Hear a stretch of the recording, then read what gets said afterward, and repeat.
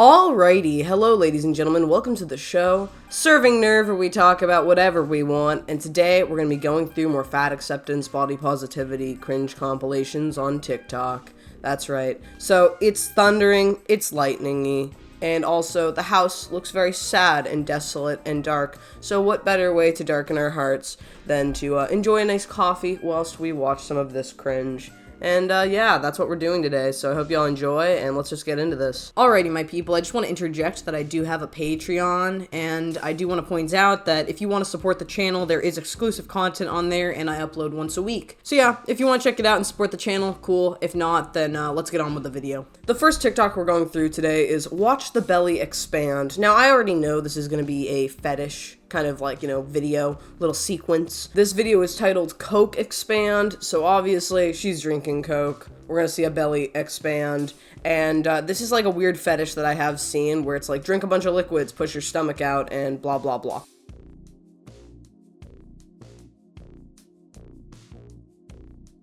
So usually when it comes to people doing this, they just like clench their abs or they like suck in their stomach and then they push it outwards when they're drinking. But, yeah, this is just a fetish. I don't know why people are into this, and they are into this, by the way. In the comments section, there's a couple of comments saying, what? Like, why is this here? What's going on with this? Like, this is weird. And then other people are like, you look beautiful, you're getting more and more beautiful, like, on the basis probably of weight gain, expansion, growth, things like that. I know a lot of people have, like, harmless kinks and fetishes and stuff, but I think that growth and, like, feederism and things where it's like you're eating a bunch of food or you're drinking liquids and you're obese and it kind of enables you with people's reinforcement to keep doing these things when they're not good for you because you probably shouldn't be drinking Coke as a morbidly obese person. I think that these kinds of fetishes or kinks aren't healthy for you. They probably shouldn't be endorsed. And the fact that it's very common on TikTok I find is quite disturbing, but it has a very niche crowd of people that are into this kind of thing. POV, you're a fat guy who posts body positivity videos, but if you don't have your shirt off, people say you're not fat. This is kind of interesting. It's the idea of once you're used to seeing something, you think it's kind of normal. Like when people see somebody who's obese or something like that, or morbidly obese, they don't think of them as obese as they are or as abnormal as it is because it's super common to be morbidly obese and we're used to seeing it all the time, especially online. So nowadays, it's like a super skinny person is considered super duper unhealthily skinny. A normal weighted person is considered skinny. Somebody who's overweight is considered normal. And then somebody who's morbidly obese would be considered fat, but not severely morbidly obese. I guess it's the idea of being desensitized to what you're used to seeing.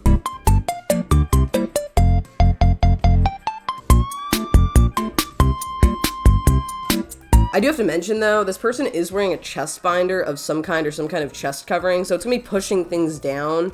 And also, they're not, that big. They're not, severely morbidly obese to a point where, oh my god, you can see everything if you're wearing baggy clothes. You can make somebody who's a B or C cup flat-chested if you wear a binder. And obviously their boobs are bigger than that, but they're pressed down, so I don't know, man. Shopping as a fat person. So this person's trying to look at stores and see if there are any plus sizes available. Pardon? Do you have plus sizes at this location or no?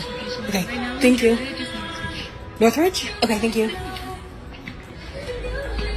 Hi. So Forever 21, not right now, just Northridge, which is almost an hour away, as commented by this person. Hi. Do you have plus sizes at this location? The biggest size we carry in the store is XXL. Okay, thank you. Correction, the biggest size you carry at all is an XXL, which isn't plus size. And this is something that confuses me. What is considered plus size now? Is it 3XL, 4XL, 5XL? How plus size is plus size? How large do you have to be considered plus size? I would personally find an XL is plus size. That's a plus. 2XLs is 2 pluses, bro. I don't know. That's something that does confuse me. Pardon? Do you have your plus sizes at the store at this location or no?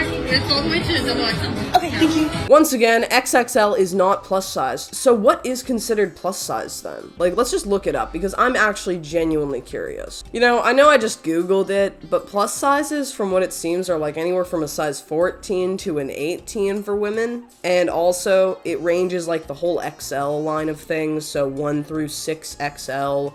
And then also apparently 7 as well. So I don't know what they're talking about. I would assume, and I think a lot of people do assume, that getting into the XL territory, that's plus size. So I think 2XL would be plus size. I could be wrong, but that's my opinion on the matter. I think that it actually is plus size. It's just not plus size enough for you. I don't know. Excuse me? Do you have plus sizes in store at this location or no? We do, but only certain items. Okay. Yes. Yeah, in store goes to 3X. Yes? Okay, Yes. awesome. Thank you. On everything. It should be on everything. Okay. So this person says, correction, Old Navy actually pulled all of its plus sizes from stores right after having a whole campaign about body equality. I'm not surprised, by the way, because all of these stores are just doing this so they can market to a larger scope of people. So I don't know if they got backlash for it or something on the basis of body equality from their typical, like, patrons or whatever, or if they were unsatisfactory in providing enough plus size clothing and then those people got mad at them or whatever. But saying that this person's also commenting there is only up to 2XL in store, so maybe it's online for the 3XL stuff and it's limited and whatever. I still think 2XL though is plus size. Pardon? Do you have plus sizes at this location or no? Sorry, do you have your plus sizes in store or no? Okay, thank you. So plus size is only online. Again, that's probably like a thing where they don't have enough space or they don't want to accommodate for having a range of plus size clothing when they don't know how much they're going to sell. Maybe it's not a popular thing to be selling, so they have to like outsource it or drop ship it or whatever. But either way, I think that when we get to the 2XL territory, we're hitting that plus size mark. So when this person's going through all these stores and then complaining that it's not enough, how big does this person want the sizes to be? Like 3, 4, 5, 6XL? Like how big do we need it to be accommodating for all sizes? How big is big enough? I get it must be kind of like lame if these stores can't accommodate for you, but there's going to be some other plus sized store for you. And there are also exclusively plus sized stores like Torrid and whatever, so if you really wanted to, you could just go online and buy things on those sites as well. So if it's that big of a deal, you do have options, but to complain about it constantly and to constantly hear complaints about somebody not being able to find clothing that fits them, in the Western world particularly, where they're given all these different stores, different ways of accessing clothing, ways you can order clothing, ways you can buy clothing, I think the complaint is a little silly. Like, I'm sure if you go to Walmart, you can find clothing in like a 4 or 5XL. So, I don't know, again, like how big do we need the sizes to be considered plus size? And also, if we get to that extreme, customization is inevitable. It's the same thing as being super duper skinny or having a very particular body type. People who are super tall, again, they might also have trouble finding clothing that fits. Once you hit an abnormality or something that's not as common with your body, like with your height or your waist to hip ratios or, you know, with your weight or something like that, there's going to be a point where you're going to have to get some customization. You're going to have to go to specialty places, and it's just going to be what it's going to be. I'm not here to justify it, but if these places have 1 to 2XL, is that not good enough? And how good enough will it be? If we go all the way to 6, 7XL, will then people be satisfied or will they still complain? That's a question that I have. How big are these clothing ranges supposed to be or sizes supposed to be in order to accommodate for everybody? If we go all the way to 6XL, is that going to be satisfactory or is it just going to keep going up and people are still going to complain? I don't know. That's just my opinion. I think it's kind of silly to complain about this kind of thing because you have the power of choice to choose where you shop for your clothing. I don't know, man. The amount of men that are pressed about my thin face is wild. So here it is at every angle because according to you, I'm a catfish and I trick you with it. Okay, so this comment says, it is so obvious you're trying to show your good side of your face on close-ups, it's so cringe. Personally, I think this girl looks fine, like she's obviously overweight or obese or whatever, but I think she's got a cute face. But I could see if you're like on a dating app and you use specific angles, how you could kind of catfish, which I think is stupid, catfish people on the basis of your weight, I guess, like with certain angles, you could probably make yourself look way skinnier than you actually are.